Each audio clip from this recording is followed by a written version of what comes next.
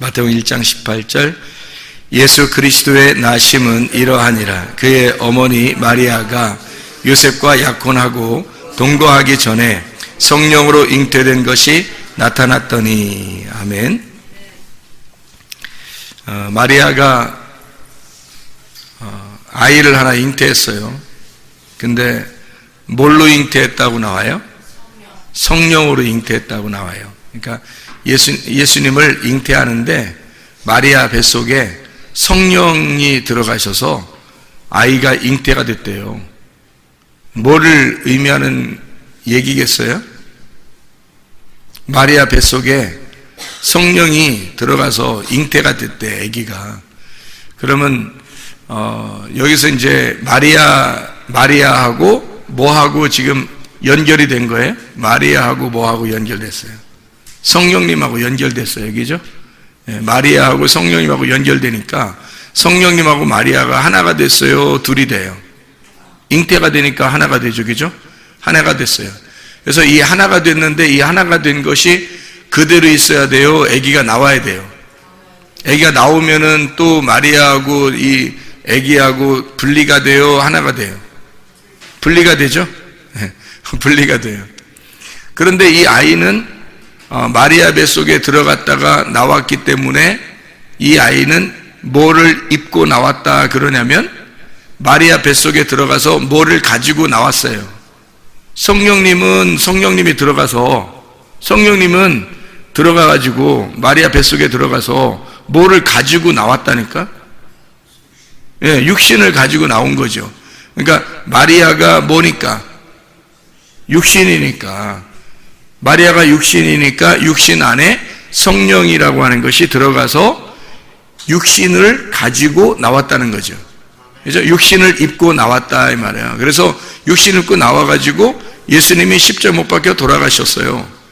그러면 육체가 다 없어졌다. 육체를 위해서 죽으셨다. 이렇게 되는 거란 말이에요. 그러면 성령님을 성경에서는 뭐라고 그래요? 요한복음 1장에서는 뭐가 하나님이라고 그래요? 말씀이 하나님이라고 그래요.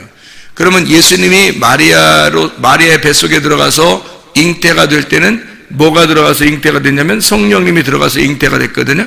그럼 성령님이 들어가서 잉태됐다는 말은 뭐가 들어갔다는 말이에요? 하나님이 들어가서 잉태가 됐다는 말이잖아요. 그럼 하나님이 뭐라고?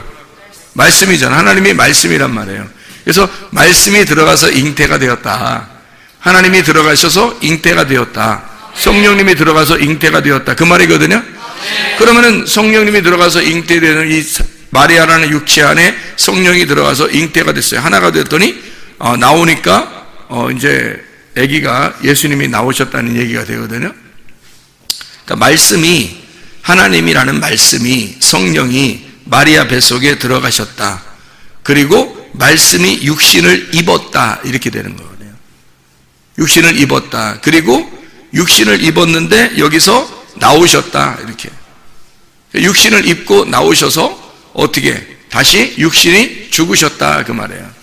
육신이 죽으셨다. 그러니까 뭐만 또 남겠어요? 성령, 말씀만 남는 거죠. 그게 하나님이지. 그러니까 원래 육신은 아닌데 하나님이 원래 육신은 없죠. 원래 육신은 하나님이 없어요. 그러니까 하나님은 성령이고 하나님은 말씀이니까 그 하나님이라는 말씀이 그 성령님에 의하여 성령으로 육신 안에 들어가서 육신을 가지고 입고 나오셨다. 그리고 육신을 매달아 죽으셨다. 그리고 나머지는 성령, 말씀이라는 성령만 남으셨다. 그 말이죠. 이 하나님의 성령이, 말씀이 일을 하려면 반드시 육신을 입고 있어야 된다. 그래야 이 땅에서 일을 할 수 있어요. 육신을 입지 않으면 일을 할 수가 없어요. 그래서 육신을 입은, 말씀이 육신을 입고 일을 하는 거예요. 하나님의 일을. 그러니까 하나님은 직접 역사하지 않고 하나님은 사람을 통해서 반드시 역사합니다. 그러니까 사람 속에 뭐가 들어가서 역사해요? 말씀이, 영이 들어가서 역사하는 거예요. 그러니까 하나님은 하나님 직접 이렇게 역사를 주관하는 것 같지만 사람을 통해서 사람이 곧 역사예요. 하나님이 곧 역사지만 사람이 곧 역사라고요. 그래서 그 사람을 통해서 하나님은 역사를 주관하신다는 얘기예요. 그러니까 이 세상의 역사도 우연히 지나가는 것 같지만, 우연히 이런 일들이 생겨나고 벌어지는 것 같지만, 사실 보면 하나님의 역사, 하나님께서 인도하시는, 하나님이 주관하시는 역사다 하는 얘기예요. 그러니까 누가 지도자가 되었다, 또는 누가 죽었다, 나라가들이 어떻게 되었다, 이런 것들도 하나님이 다 주관하시는 거예요. 하나님께서. 그러니까 이 땅에 하나님이 오셔서 사람을 통하여 하나님이 역사를 이루어 나가시고 계신다, 그렇게 이야기를 하는 거죠. 자, 보면 마태복음 13장에 보면 땅에, 밭에 뭐가 심겨져요? 땅이라면 뭐가 심겨져요? 씨가 심겨져요. 그 땅은 어떤 땅이어야 돼야지만이 이게 씨가 심겨져요? 좋은 밭이 돼야지만이 씨가 심겨져요. 나쁜 밭은 씨가 심겨지지 않는다고요. 나쁜 밭은 다 이렇게 갈아엎어져야 돼요. 그래서 좋은 씨를, 씨앗을 심을 때 좋은 밭에다가 씨를 심는다고요. 자, 마리아 뱃속에 뭐가 들어갔다고요? 예, 성령이 들어갔다고. 마리아 뱃속에 성령이 들어가서 잉태되었다. 그걸 잉태라 그래요. 그죠? 그러면 거기서 마리아 뱃속에 있던 성령님이 여기에서 예수라는 이름으로 이렇게 이렇게 나오면 뭐라 그래요? 나오면 성탄이라 그래요. 출산했다 이 말이죠. 그죠?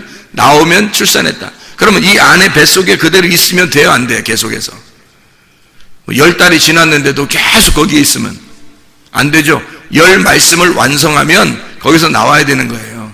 10 말씀을 이루시기 위해서 오셨으니까 이 땅에 그 10 말씀이 율법이라고, 성경의 율법. 그러니까 성경의 모든 말씀을 10 말씀이라고 그렇게 말하는 거예요. 그 말씀을 이루기 위해서 성령님이 마리아 뱃속에 들어갔다가 거기에서부터 나오시는 거다. 이렇게, 이게 성탄이란 말이에요. 나온다, 탄생했다는 거죠. 출산했다, 거룩한 분이 출생했다, 이렇게 되는 거예요. 자, 보세요. 땅에는 씨가 심겨져요. 마리아에게는 성령이 심겨졌다고. 그죠? 그러니까 그 성령이 심겨졌으니까 이 성령이 거기서 육체를 입고 나오신다는 거죠. 그게 이제 예수님의 탄생이 되는 거죠. 땅에는 씨가 심겨져요. 그러면 땅과 씨는 하나가 되었다는 거지. 근데 거기 주인은 이제 누구예요? 씨가 되는 거예요. 마리아 뱃속에 성령이 들어왔어요. 그러면 주인이 누가 되겠어요? 성령이 주인이에요. 마리아 뱃속에 성령이 주인이라는 거죠. 그러면 마리아는 뭘 의미하는 거고, 거기에 있는 성령님은 뭘 의미하는 거예요? 성령은 하나님의 아들을 만들어냈어요. 하나님의 아들이 성령이에요. 성령이 들어가서 하나님의 아들이 됐으니까 하나님의 아들은 성령이고 성령은 하나님의 아들이고, 그러면은 마리아 뱃속에 있잖아요. 마리아 배가 있잖아. 마리아 배는 육체를 말하는 거고, 그러면 육체라고 하는 건 누구를 의미하는 거예요? 나를 말하는 거겠죠. 그러면 내 안에 예수 그리스도가 들어오면요, 그러면 똑같은 현상이 벌어지는 거죠. 마리아 뱃속에 성령이 들어가는 거하고 내 안에 예수 그리스도가 들어가시면 똑같이 되는 거죠. 그러면 속에 들어가서 가만히 있으면 돼요, 안 돼요?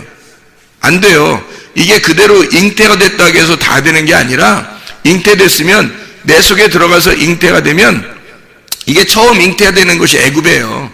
처음 잉태된 곳이 애굽. 그리고 이것이 애굽에서 잉태되면 자라나야 돼요. 자라나는데 광야에서 자라나. 그리고 가나안 땅에 들어가야 되는 거거든요. 그래서 이 속에, 내 속에 예수 그리스도가 잉태가 되면, 그러면 내 속에서 출산할 때까지 자라나고, 그리고 출산해요. 출산하면 끝나는 게 아니야. 출산해서 자라나가지고 언제까지 자라나야 돼요? 어디까지 자라나야 돼요? 에베소서에 보니까 그리스도의 장성한 분량이 충만한 데까지 자라나야 된다는 거죠. 그럼 그리스도의 장성한 분량이 충만한 데까지 한다면 어디까지 자라나야 되는 거예요? 그리스도의 장성한 분량이 어디예요? 완전한 거예요. 완전한 빛으로 나타나야 된다는 거예요. 완전한 빛으로, 장성한, 그리스도의 장성한 분량이 충만한 데까지라는 말은 완전함으로 완성이 돼야 된다는 얘기거든요.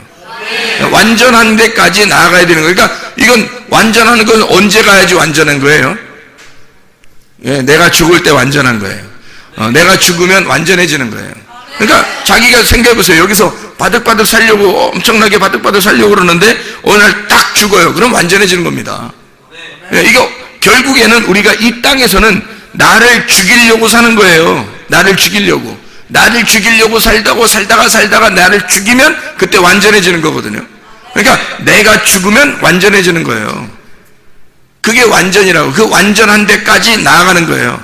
그리스도의 장성한 분량이 왜 생긴 거예요? 그리스도가 이 땅에서 가장 마지막 돌아가실 때, 예수님이 마지막 돌아가실 때가 태어날 때부터 예수님 돌아가실 때 중에서 가장 장성할 때가 언제예요? 돌아가시는 날. 가장 장성할 때가, 그죠? 그리스도가 태어나서 가장 완전하게 성장하고 컸을 때, 그때가 언제예요? 죽는 날. 죽는 날이 가장 큰 날이에요. 죽는 날이 가장 큰 날이야. 그날 가장 큰 거예요. 그날 돌아가신 거예요. 그렇죠? 그리스도의 가장 장성한 분량이 죽는 날이라고. 그러니까 복음은 결국에 뭐냐면 우리가 죽음을 향해서 달려간다. 그리고 십자가를 지고 죽는다. 그러면 부활 안에 동참하게 되고 우리는 완전한 빛 안에 거하게 된다. 이게 복음이에요. 그러니까 나라는 항아리에 빛이 들어와요. 나라는 항아리에 빛이 들어와. 그러면 빛과 항아리가 하나가 됐죠. 하나가 됐는데 이게 비춰지질 않아. 예수 그리스도가 마리아 뱃속에 들어갔어요. 근데 예수 그리스도가 나와야지. 안 나오면 그 뱃속에 그냥 있는 거 아니에요. 그러면 누가 사람들한테 보여지는 거예요? 마리아가 보여지는 거죠. 그럼 예수님이 보여지려면 어떻게 해야 돼? 나와야지 보여지는 거예요. 그러면 나올 때는 그냥 나와요? 마리아를 찢고 나와요? 마리아를 찢고 나오는 거예요. 그냥 나올 수 없어요. 다 찢고 나오는 거라고. 그러니까 아기가 나올 때 이 아기가 심어지잖아요. 주인은 아기예요. 엄마가 아니고. 아기가 딱 심어지잖아요. 성령으로 아기가 심어졌어요. 예수님이 마리아 뱃속에 심어졌다고. 자, 말씀이 내 안에 심어졌다고. 말씀이 나의 육체 안에 심어져서 말씀이 육체로 거하시고 이렇게 되는 거예요. 그 말이. 그러면 하나님의 말씀이 내 안에 육체로 거하시고, 그 뭐냐면 예수님의 잉태예요. 주님이 내 안에 들어오셨다 이거야. 거듭났다 이거야. 우리가 말씀이 들어왔다 이거야. 씨가 심어졌다는 거예요. 땅에 씨가 심어졌다는 거지. 그러면 이대로 그냥 가만히 가지고 있으면 안 되고 이 씨가 속에서 자라나서 나와야 돼요. 나를 찢고 나와야 된다고. 드디어 씨가 주인이었다는 것을 그대로 알려주는 거예요. 사람들에게. 씨가 여기 심어지면 내 맘대로 못해요. 자, 마리아가 예수님을 여기 잉태했을 때 막 마리아가 함부로 아무렇게나 막 100m 달리기 하고 막 이런 식으로 할 수 있나요? 못한다고요. 아기 때문에 조심해야 된다고. 그러니까 아기가 먹고 싶은 것도 먹어야 되고, 아기가 하고 싶은 대로 해야 되고, 아기가 아기가 좀 이렇게 발로 차고 그러면 막 이렇게 막 조심하고, 뭐 넘어져도 아기를 붙들고 넘어지고 이렇게 한다고. 이게 주인이 아기니까 이게 바뀌는 거라고요. 이게 창조의 질서예요. 놀라운 새 창조예요.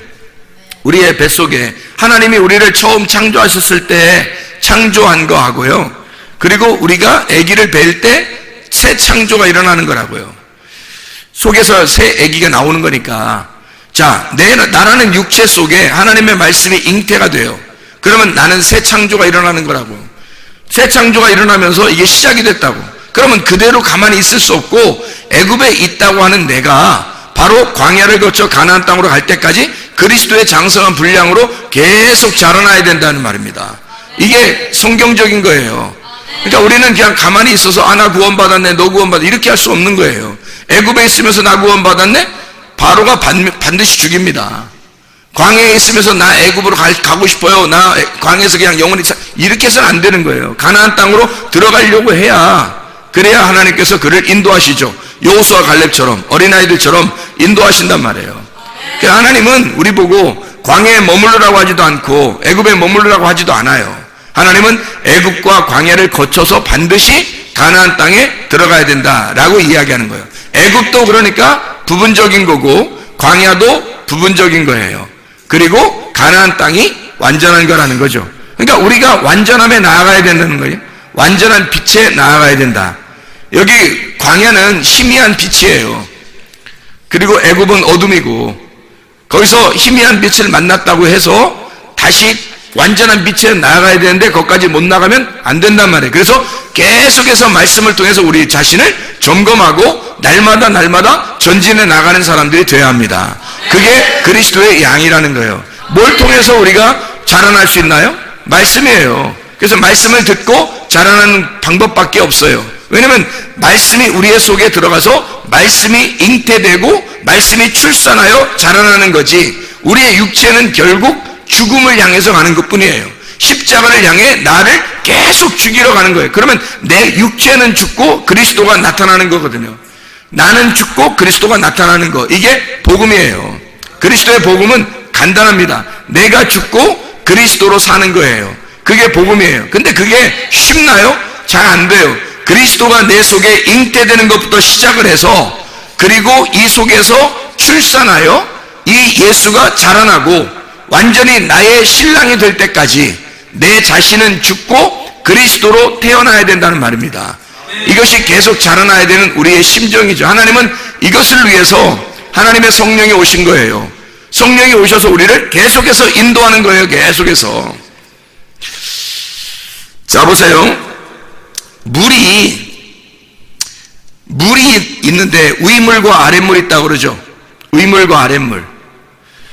여러분 그 바다를 가보셨나요? 바다 가보시면 바다가 어떻게 생겼어요? 바다를 가보면 바다가 어떻게 생겼어요? 바다가 뭐 물 많지 뭐. 물 많아요. 근데 이 바다하고 여기 하늘하고 이렇게 딱 맞대요.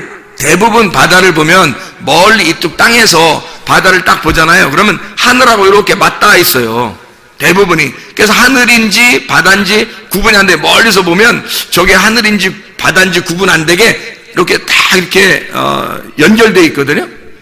그래서 위에 하늘과 아래 이렇게 물이 이렇게 연결되어 있어요. 이렇게 꼭 물 같아. 둘 다 물 같아. 이 두 개가 다. 그러니까 보세요. 하늘은 샤마임이라 그래요. 샤마임. 이 샤마임이라는 말이 무슨 말이냐면 물이 두 개 있다는 얘기예요. 물이 두 개 있다는 게 샤마임이에요. 그 하늘이라 그럽니다. 땅이라고 하는 건 그냥 땅 하나예요. 땅은 하나인데 샤마임 그러면 이게 하늘이 두 개예요. 근데 하늘이 두 개라는 것이 어떻게 하늘이라는 걸 알게 되냐면, 하늘이라고 하는 건 원래 하늘은 있었어요. 원래 하늘은 그냥 있는데 거기다 물을 갖다가 두 개를 갖다가 놓은 거예요. 물을 두 개를 놓고 이 물 두 개를 하늘이라고 하나님이 그러신 거예요. 그런데 하나님은 창세기 1장 2절에 보면 물 위에 하나님이 계신다 이렇게 말해요. 그러니까 하나님은 물 두 개를 이렇게 갖다 놓고요, 물 두 개를 하늘이라 얘기하고 그 하늘보다 위에 계신 분을 하나님이라 그래요. 하나님의 영은 물 두 개 위에, 물 위에 운행하셨다 이렇게 말해요. 그러니까 물 위에서 하나님이 물을 덮고 있었다 그런 얘기거든요. 날개로 덮고 있었다. 그러니까 이 위의 물과 아랫물이 두 물이 이렇게 있는데 그 중에서 하나가 이렇게 반으로 나누어 가지고 하나가 떨어졌어요. 떨어지니까 가운데 공간이 생긴 거야. 이 공간이 생긴 거를 궁창이라 그렇게 말한 거예요. 위에 물이 있고 아래 물이 떨어진 거예요. 그래서 아래 물이 떨어졌는데 어디로 떨어졌냐면 땅에 떨어졌어요. 땅에. 창세기 1장 2절에 보면 땅이 아주 혼돈하고 어둡고 그랬거든요. 그때 이 땅에 물이 떨어져요. 이 땅에 물이 떨어진다고. 땅에 물이 떨어져 가지고 그 날이 언제냐면 첫 번째 날이 빛이 있는 날이에요. 빛이 오라. 이 어두운 땅에 빛이 오라는 게 첫째 날이고, 두 번째 날이 뭐예요? 물이 떨어졌어요. 물이 가운데 떨어졌는데 물 위에 물이 또 있어요. 그 위에 물은 언제 떨어지냐면 노아 홍수 때 떨어져요. 그러니까 노아 홍수 때까지는 물이 그대로 있었던 거죠. 위에 물이 이렇게 있었던 거고, 아래 반쪽 물은 이만 바닥에 떨어져서 바다를 이루었단 말이에요. 근데 바다를 이룰 때 어떻게 바다를 이루었냐면, 땅이 이렇게 있는데 땅이 어둡고 혼돈스러운데 물 반이 떨어져 가지고 물이 땅을 다 덮었단 말이에요. 이렇게 덮었어요. 덮었다가 물로 땅을 덮었다가 물이 이렇게 한 곳으로 모았어요. 한 곳으로 모아진 것을 바다라 그렇게 말한 거예요. 그래서 셋째 날에 땅이 이렇게 나온 거예요. 셋째 날에 땅이 이렇게 나왔어요. 셋째 날 땅에 나온 이 땅에다가 하나님이 씨를 심고 나무를 자라게 하고 그런 거예요. 그 전에는 그런 게 없었는데, 그러니까 이 땅에 씨를 심은 이 땅은요, 어떤 땅이겠어요? 좋은 땅이 된 거예요. 어떻게 좋은 땅이 됐어요? 창세기 1장 2절에는 아주 악한 땅이었었거든요. 악하고 어둡고 혼란스럽고 혼돈스러운 그런 땅이었는데 이 땅이 좋아진 땅이 된 거예요. 어떻게 해서 그렇게 됐어요? 물이 덮이니까 이 물로 완전히 청소해서 땅이 나왔단 말이에요. 그걸 이제 창세기 1장은 설명을 하고 있는 중이거든요. 그 말씀이. 그러면 땅에 물이 떨어졌다, 그리고 물로 덮었다. 좀 뭐 같아요? 땅에 물로 이렇게 덮었어요. 뭐 같았고? 뭐 같아요? 마리아 뱃속에 마리아 뱃속에 물이 있는데 그 안에 아기가 이렇게 들어와 있는 것 같죠? 그렇죠? 물 안에 이렇게 들어가 있는 것 같잖아. 그러니까 이 물 안에 들어가 있는데 물을 이렇게 한쪽으로 쭉 빼니까, 물을 한쪽으로 쭉 빼면 어떻게 돼? 땅이 나오게 되겠죠. 이렇게 땅이 나오는 이 땅에다가 씨를 심고 나무도 심고 이렇게 한 거야. 하나님이 나무도 나게 하고 씨도 있고 그냥 채소도 나게 하고 이렇게 한 거란 말이에요. 그러면 이 땅은 어떻게 된 거야? 물로 이렇게 완전히 덮였다가 이렇게 나온 땅은 뭐라고 그래요? 죽었다가 살아났다, 이렇게 할 수 있겠죠, 그죠? 죽었다가 살아났다. 물이 땅에 떨어지더라. 근데 이 살아난 이 땅에, 여기 가만히 이렇게 땅에 살았어요. 근데 이 땅에다 이게 다 사람들이 살고 있었거든요? 살고 있었는데 죄를 지었어요. 타락하고 죄를 지었어. 그러니까 여기 땅에 있는 사람들을 다 죽여야 되겠다 그래요, 하나님이. 그러니까 언제 죽이면 노아 홍수 때 죽여야 되겠다는 거예요. 노아 홍수 때 죽여야 돼서 위에 있는 남은 물이 있잖아요. 위에 남은 물이 떨어지게 된 거예요. 떨어져서 이 땅을 또 다 덮어버린 거예요. 다 덮어버렸어요. 그리고 물을 한쪽으로 이렇게 좀 뺐어요. 한쪽으로 빼가지고 또 바다를 만들고 또 이렇게 땅을 이렇게 나왔거든요. 그 땅에 지금 우리가 사는 거예요. 지금 이 땅에. 그 바다를 이렇게 가만히 여러분이 보면요, 바다를 가보면 특징이 있어요. 뭐가 특징이냐면, 바다에 가면 특징이 있는데 뭐가 많아요? 물이 많아요. 물이 많아. 바다에 가면 물이 많아. 일단 물이 많아. 그죠? 네. 그리고 여러분은 지금 바다에 물 안에 들어가 가지고 뭐 사진 찍고 뭐 물 안에 들어가서 뭐 이렇게 하고 뭐 일어나요? 사진 보통 어디서 찍어요? 해변으로 가요. 그러죠? 뭐하러? 사진 찍으러. 그래서 해변으로 가면 사진을 찍으면 해변에 뭐가 있어요? 모래가 있죠. 모래가 있어요. 해변에 가면 꼭 모래가 있더라고요. 그러니까 바다에 가면 특징적으로 딱 특징이 나타나는 게 있는데, 뭐가 이렇게 나타나냐면 하늘하고 바다하고 이렇게 딱 맞대어 있다. 아, 이게 하늘이 두 개처럼 이렇게 보이는 거예요. 두 개인데 하나처럼 이렇게 보이는, 하늘인지 땅인지 바다인지 바다가 하늘인지 모르게 이렇게 나타나는 게, 그게 이제 하늘과 바다. 그리고 이 바다에 물이 참 많다. 물이 얼만큼 많냐면 땅을 다 덮을 만큼 많대요. 바다에 있는 물이 땅을 다 덮을 만큼 많다는 거예요. 실제로 덮였었으니까. 처음에 하나님이 창조할 때도 덮었다가 빼냈죠. 노아 홍수 때도 위에 있는 물 남은 거 또 덮었다가 또 빼냈으니까 물이 얼마나 많겠어요. 물이 다 어디 갔겠어. 그게 물이 다 없어지진 않았을 거 아니에요. 그게 물이 하나도 안 없어져요. 위로 수증기로 올라갔다 다시 또 비로 내려오고, 또 수증기로 올라갔다 다시 내려오고, 항상 어디 우주 밖으로 나가질 않아요. 물이 계속 이 안에만 있다고. 이게 그러니까 물이 얼마나 많겠어요. 창조 때부터 지금까지 물이 있는 거니까. 물이 굉장히 많다고요. 물이 참 많더라. 하늘이 바다인지 바다가 하늘인지 모르겠더라. 그 다음에 특징이 바로 뭐냐면, 우리가 사진을 찍거나 이렇게 할 때 보면 다 어디에서 찍냐면 해변가에서 찍더라. 해변가에서. 근데 해변가에 뭐가 있더라? 모래가 있더라. 그리고 모래가 많고 모래가 이렇게 가늘고 부드러울수록 해변이 좋은 해변이 되죠. 그래서 해변가에 가면 모래가 있고, 우리가 해변가에 가서 뭐 수영을 할까 말까 이렇게 고민도 하고, 그냥 발만 담글까 아니면 사진만 찍고 올까, 이렇게 해서 이제 고민하는 데가 모래가 이렇게 있는 곳이더란 말이에요. 그렇죠? 그리고 모래하고 바다하고 모래하고 그다음에 이쪽에 우리가 모래에 계속 뭐 해변가에 계속 있어요? 아니면은 뭐 바다에 들어가서 계속 있어요? 아니면 우리가 또 어디로 나와요? 네, 땅으로 나와요. 땅으로 나와요. 그러니까 바다가 있고 모래가 있고 계속 거기에 있는 게 아니라 땅으로 또 나와요. 그러니까 우리가 사는 곳은 어디예요? 그러니까 네, 사는 곳은 땅이지. 모래에서 살지 않죠. 그다음에 바다에서 살지도 않지. 우리는 보통 땅에서 살아요. 그죠? 여러분과 저는 땅에서 산다고요.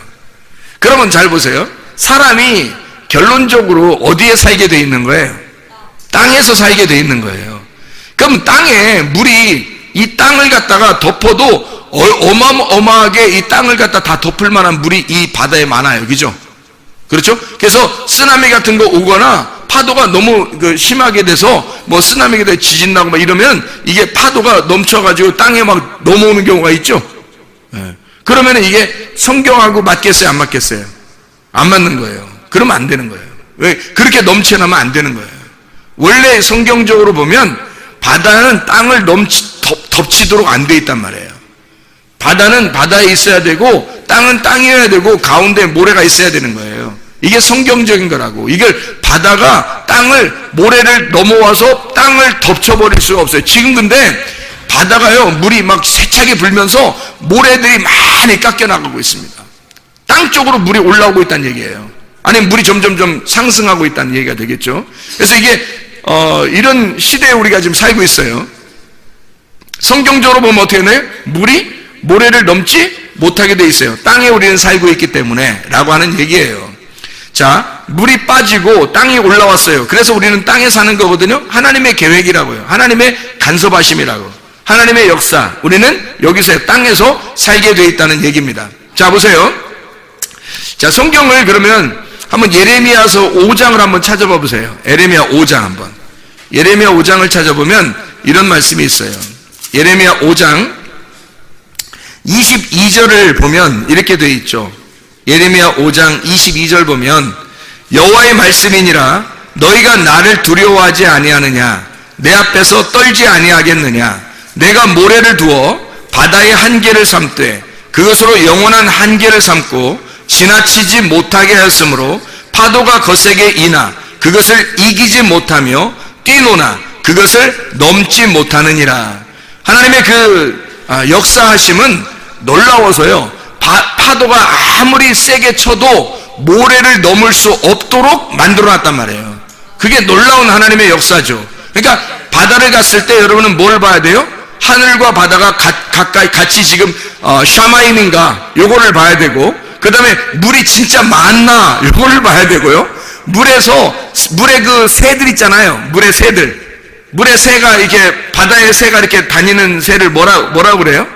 갈매기 이런 거죠. 갈매기 이런 것들이 많나 보세요. 바다에 갈매기들이 많나? 어떤 바다에 가면요 갈매기들이 막 수천 마리가 위에서 막 계속 퍼득퍼득 막 날라요. 그래서 그렇게 다니는데, 아니 이게 바다를 가만히 이렇게 쳐다보고 있으니까 그 갈매기들이 땅에 있는 나에게 오지 않고 계속 바다에서 그렇게 뭘 이렇게 찾더라고요. 밑으로 내려갔다 올라왔다 내려갔다 올라왔다 막 이런단 말이에요. 그래서 뭐 하나 봤더니 갈매기들이 그 바다에 내려갔다 올라왔다 뭘 하겠어요? 뭘 해요? 예, 먹을 거 찾으러 돌아다니더라고요. 갈매기를 보면서 굉장히 은혜가 되더라고. 쟤들은 저건 먹을 거를 찾기 위해서 하루 종일 어디 다른데 나가서 자기들끼리 이렇게 놀거나 휴식하거나 자기들끼리 무슨 이쪽 와가지고 땅에 있는데 와가지고 자기들끼리 무슨 오락을 하거나 이러지 않더라고요. 그냥 계속 하루 종일 바다에 막 들어갔다가 나왔다가 들어갔다가 나왔다가 자기들끼리 또 들어갔다 나왔다가 계속 거기서 바다 위에서 계속 이렇게 있더라고요. 힘들지도 않는가 봐. 그게 계속 그렇게 다니면서 막 바다에 들어가서 먹을 거 가지고 나오고 그 다음에 또 먹고 또 들어갔다 나오고 이렇게 계속 다니더라고요. 하루 종일 다른 거 놀거나 딴 생각하지 않더라고. 계속 먹는 것만 찾아 돌아다니더라고요. 여러분과 저는 그걸 보면서 어떻게 해야 돼요? 우리도 먹는 것만 찾아 돌아다녀야 된다. 자꾸 또 그러지 말고 우리도 어떻게 해야 돼?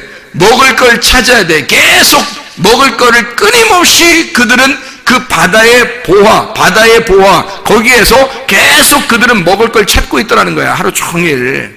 다른 거 딴짓 안 하더라고요. 그것들이. 근데 사람들도 어떻게 해야 돼, 그럼? 사람들도 자기가 진짜 양식, 그러니까 가짜 양식 말고 진짜 양식 하나님의 말씀을 계속해서 그렇게 사모하는 마음으로 그 말씀을 찾고 있는가 하는 것을 바라보아야 된다는 거죠. 갈매기를 보면서 그 바다의 새들을 보면서 그 새들이 다 어디서 나냐면 바다에서 나온 것들이거든요. 바다에서 나온 생물들이에요. 그래서 바다를 떠나지 않는 거예요. 바다에서 나온 생물들이 이렇게 막 공중에 날아갑니다. 그리고 물고기도 있어요. 그래서 물고기를 새들이 막 잡아먹고 그러잖아요. 그게 물고기와 새가 같은 종류로 나오는, 같은 날 같은 종류로 나온 거거든요. 그렇게. 그래서 바다에서 생물이 나오게 하는 그런 게 있어요. 바다에 생물이 나오게 하는 거. 그게 몇째 날이냐면 닷새 날이에요. 닷새 날. 창세기 1장에 닷새 날 잘 봐봐요. 거기 바다에서 나오죠, 생물들이. 그러니까 날아가는 것들과 물고기들이 그날 같이 나와요. 그리고 여섯째 날에는 사람과 짐승이 같이 나오고요. 어디서? 땅에서 나와요. 사람과 짐승은 땅에서 나와요. 그러니까 성경은 뭔가 우리에게 설명해 주는 장면들이에요. 바다에서 똑같이 나왔지만 어떤 생물은 날아가는, 공창에 날아가는 새가 있는 거고요. 그리고 바다에는 물고기가 있는 거고요. 그래서 물고기는 그냥 바다에 있는 거예요. 그래서 물고기를 잡아서 이렇게 그물로 잡아가지고 건져야 된다 그러잖아요. 그러니까 우리 죄인들을 세상에 있는 바다에서 우리를 건져낸다는 것을 전도라 그러잖아요. 복음 전도. 그래서 사람을 낚는 어부가 되리라 그렇게 말하는 거거든요. 이게 물고기 새예요. 사람이에요. 이게 건져 올리는 거예요. 근데 새는 같은 날 왔지만 이 새는 어떤 거냐면 물고기의 바닷속에 있지 않고 새는 공중에 떠다녀요. 공중에 떠다닌다고 하는 건요, 이런 겁니다. 땅에도 있을 수 있고 바다에도 가요. 그러니까 이게 무슨 말이냐면요, 새가 위로 날릴 수 있고 아래로도 갈 수 있다는 거예요. 새는 위로도 갈 수 있고 아래도 갈 수 있고. 특징이에요. 뭘 얘기하는 거겠어요? 성경에서는 물고기는 아래에서 처음 잉태된 자를 말하는 거고요. 그리고 짐승같이 살다가 이것이 말씀을 깨닫고 위로 공중에 뜨는 새를 의미하는 거거든요. 이 새들은 밑으로도 갈 수 있고 위로도 갈 수 있어요. 그래서 항상 이 새가 날개가 있는데 땅을 기어다니면 안 된다는 거예요. 하늘 생명을 가진 자가 땅 소망 가지면 안 된다, 그런 의미거든요. 이 새는 땅바닥에 기어다니면 안 되는 거예요. 부정한 거라고. 하나님이 그렇게 살게 한 것은 공중에 날고 살게 돼 있어요. 새가 날지 못하는 새가 아니죠. 새라고 하는 건 날개를 가지고 있다는 말이거든요. 새는 날개를 가지고 있다. 그러니까 날아가야 된다는 거예요. 우리가 하나님의 말씀을 듣고 하나님 말씀을 깨달으면 위로 날아야 된다는 거예요. 하늘 생명 가지고 살아야 된다는 뜻입니다. 새처럼요. 그 새가 계속 그 먹을 거를 찾더라 이거예요. 먹을 거를 하루 종일 그 먹을 거를 그 바다에서 찾으면서 살고 있더라. 그래서 그걸 하나 깨달아야 되는 얘기고요. 그 다음에 바다에 가면 또 하나 깨달아야 되는 게 바로 뭐냐면 모래를 깨달아야 돼요. 모래라고 하는 게 지금 성경에 지금 예레미야 5장 22절에 뭐라고 나왔어요? 모래가 땅과 바다 사이에 중간에 있는 것이다 라는 얘기예요. 땅과 바다 사이에 중간에 있는 것이다. 그럼 모래는 뭘 설명하려고 모래가 있는 것일까? 모래가 많아요? 아니면 모래가 많아요? 아니면 모래가 적어요? 많아요. 땅은 땅 이렇게 하나라고 하지만 모래는요 많아요. 모래 알갱이가 엄청 많아요. 모래가. 그러면 모래 위에 집을 세운다겠어요? 반석 위에 집을 세운다겠어요? 반석 위에 집을 세운다 그랬잖아요. 모래 위에 세우지 않잖아요. 그럼 모래 위에 집을 세운다는 게 무슨 의미라고 하는 거예요? 모래 위에 세우는 집이 무슨 의미인 거예요? 뭘로 세우는 거예요? 많은 말씀으로 세우려고 하는 걸 말하는 거예요. 많은 말씀으로 세우는 집. 진리의 말씀은요 성경에서 하나입니다. 진리는 예수 그리스도 하나이기 때문에 진리의 말씀은 하나예요. 그리스도의 복음만이 진리거든요. 그 진리의 말씀으로 세우는 집을 반석 위에 세운 집이라 그래요. 그리고 나의 생각이 곁들여져 가지고 율법이 아주 많은 율법으로 세우는 집을 모래 위에 세운 집이라 그러는 거예요. 그럼 모래 위에 세운 집은 무너지게 되어 있습니다. 왜 무너져야면 무너져야 한다는 말이에요. 그게 왜 무너져야 한다는 게냐면 율법으로 세운 집은 무너져야, 그것이 죽어야 새로운 진리의 말씀으로 반석 위에 세운 집이 견고하게 서기 때문이에요.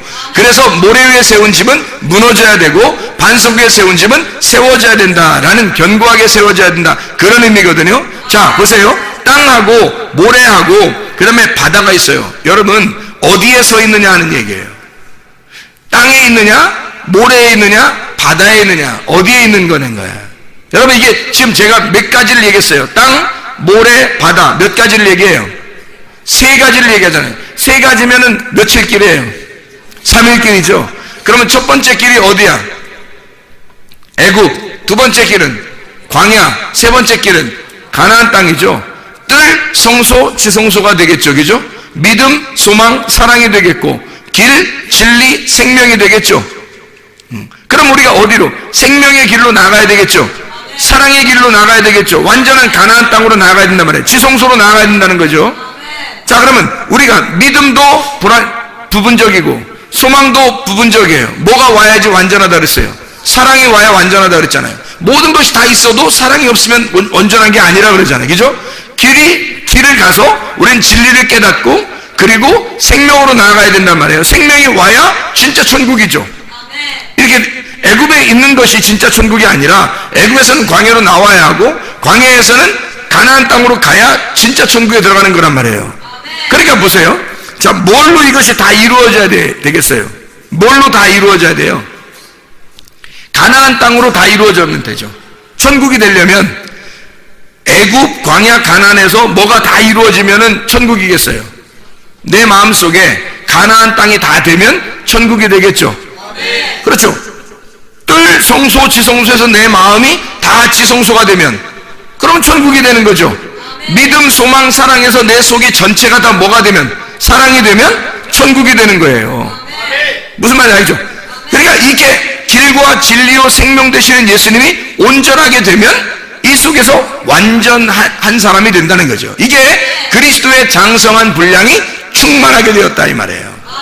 처음에 잉태가 되고 출산이 됐어요. 그러면 가만히 있는 게 아니야. 그래서 여러분이 교회에 나오는 거예요. 굳이 교회에 나와서 뭐해요? 하나님 말씀 들어요. 굳이 하나님 말씀을 사모한다 그래요. 굳이 하나님의 말씀 안으로 계속 전진해 나가요. 왜요? 우리는 그리스도의 장성한 분량까지 자라나야 하니까 그런 거죠. 나를 죽이고 그리스도를 자꾸 세워나가는 거예요. 자, 보세요. 바다가 우리는 보통 애굽 그러면 뭐라고 우리는 보통 알고 있어요? 세상이죠? 세상이에요. 그럼 바다에는 뭐가 있죠? 바다에 보통 뭐가 많다고? 물이 많다고. 바다에 물이 많다고. 그러면 바다에 물이 많은 건 그럼 무슨 물이에요? 바다는 지금 뭘 말했다고? 세상을 말한다고. 그러면 바다에 물이 많아 그러면 세상이 뭐예요? 세상에 물이 많다는 거예요. 세상에 물이 많은 건 이 세상의 물을 뭐라고 그러는 거예요? 세상의 지식이라고 그러는 거예요. 세상의 유전과 전통, 세상의 지식, 세상의 말들, 세상의 사상, 세상의 지식이 많단 말이에요. 이게 그 물이, 자 보세요. 모래가 제대로 돼 있지 않으면요, 모래를 잘 쳤는데 땅에 바다가 넘쳐나면 이게 뭐예요? 바다가 땅에 모래를 넘어서 버리면, 자 보세요.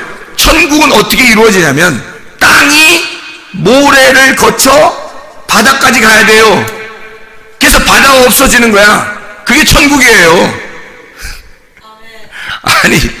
아니 별 얘기를 다 하신다고 생각할지 모르지만, 아니 제가 얘기를 하다 보니까 글쎄 이렇게 생각하고 있나? 하고 이분들이 이런 생각을 가지고 있나? 하면서 얘기하다 보니까 저도 할 수 없이 웃음이 나오는데, 바다가 있고 모래가 있고 땅이 있는데 땅이 바다를 덮어버리면 그게 천국이라고.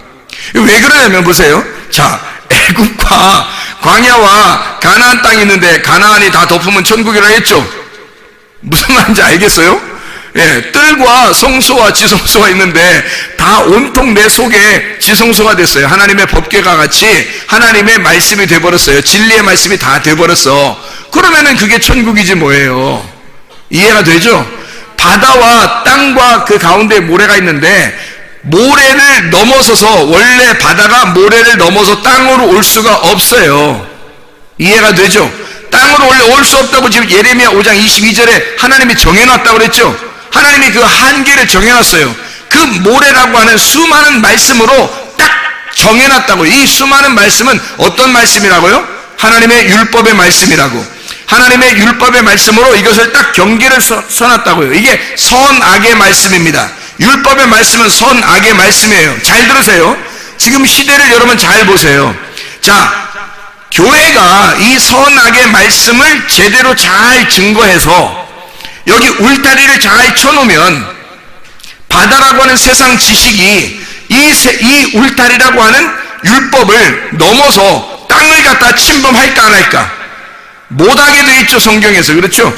그런데 하나님의 말씀을 증거하는 자가, 교회가, 진짜 하나님의 땅인 교회가, 하나님의 땅이라고 하는 이 교회가 제대로 자기의 일을 하지 못하고 모래로 이렇게 잘 울타리를 치지 못하고 선악의 개념을 제대로 가르치지 않고 교회마저도 타락을 하니까 뭐가 넘쳐나겠어요?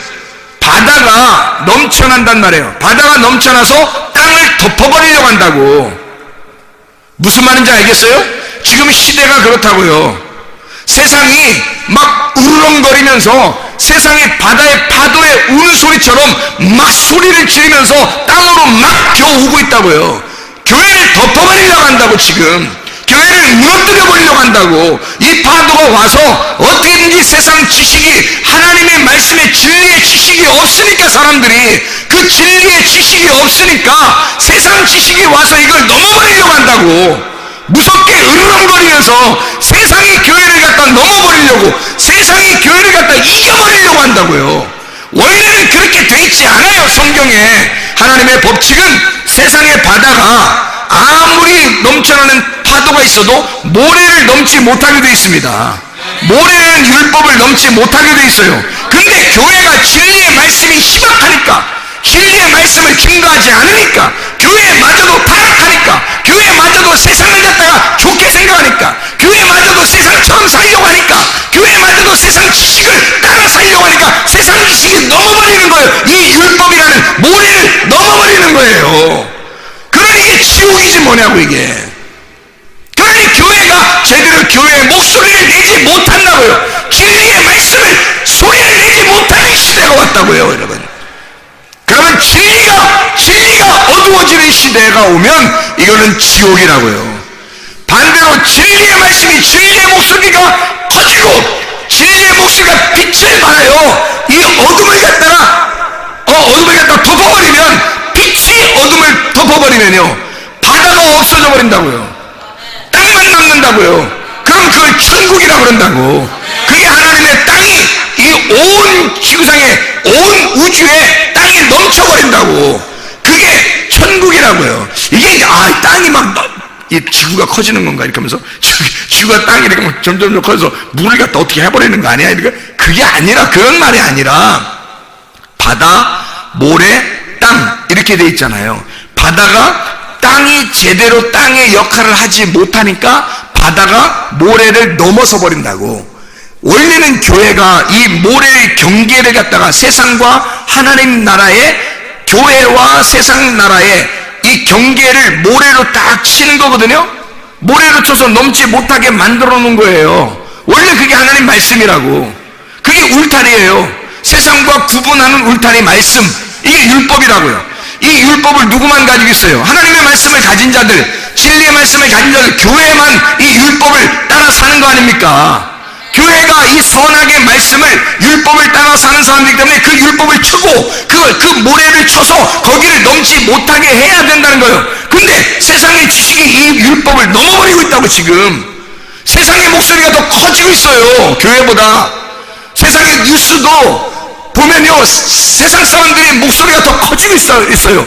교회 사람들이 무슨 얘기만 하려고 그러면요, 그냥 세상 사람들이 막 얘기를 해버려가지고 도저히 말해낼 수가 없어요.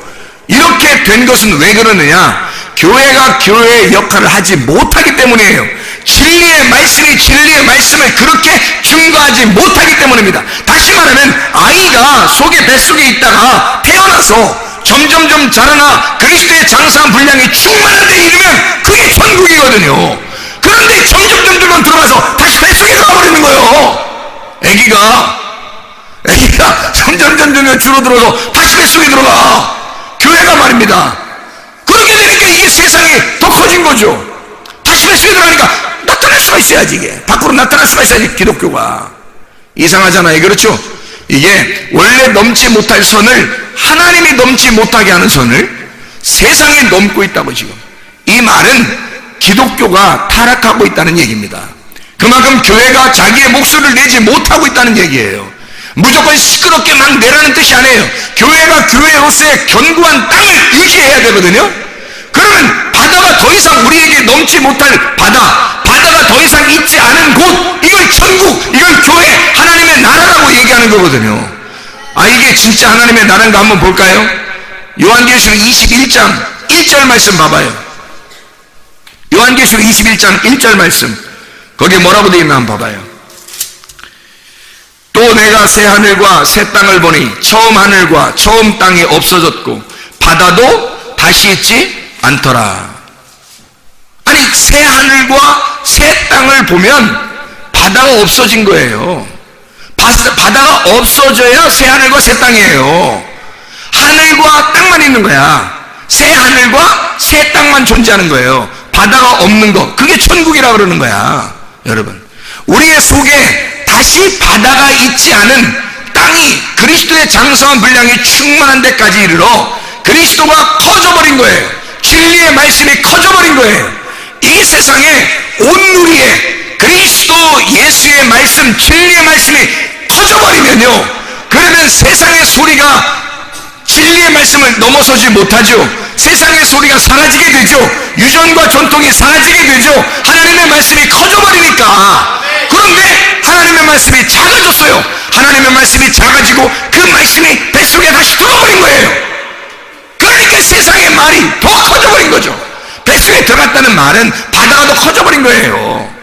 바다가 넘어버린 거야, 땅을. 그래서 덮어버린 거예요. 바다가 땅을 덮어버린 거야. 땅이 누군데? 그리스도 예수예요. 하나님의 나라가 어딘데? 그리스도 예수예요. 그리스도 예수가 하나님의 나라예요. 하나님의 나라, 그 땅은 바다가 더 이상 없는 곳입니다. 다시 말하면 세상 지식이 없는 곳, 하나님의 진리의 말씀만 있는 곳, 우리 성문교회가 마지막 때에 그리스도의 등불이 되길 바랍니다. 이 세상의 등불이 되길 바랍니다. 이 세상의 빛이 되길 바랍니다. 진리의 말씀이 충만한 곳, 이곳에 오면 진리의 말씀이 있더라. 이곳에 오면 빛이 있더라. 이곳에 오면 진리의 말씀이 충만하더라. 이런 이 세상에, 어두워져가는 이 세상에 진리의 말씀으로 충만한 곳, 우리 성문교회가 되셔야 합니다. 우리 하나님 아버지의 사랑과 은혜를 감사합니다. 주의 말씀으로 충만하게 도와주시옵소서. 그리스도의 장성한 분량이 충만한 데까지 이르는 주의 말씀, 진리의 말씀으로 살아가는 주의 사람들이 다 되게 도와주시옵소서. 예수 그리스도 존귀하신 이름 받들어 기도드렸사옵나이다.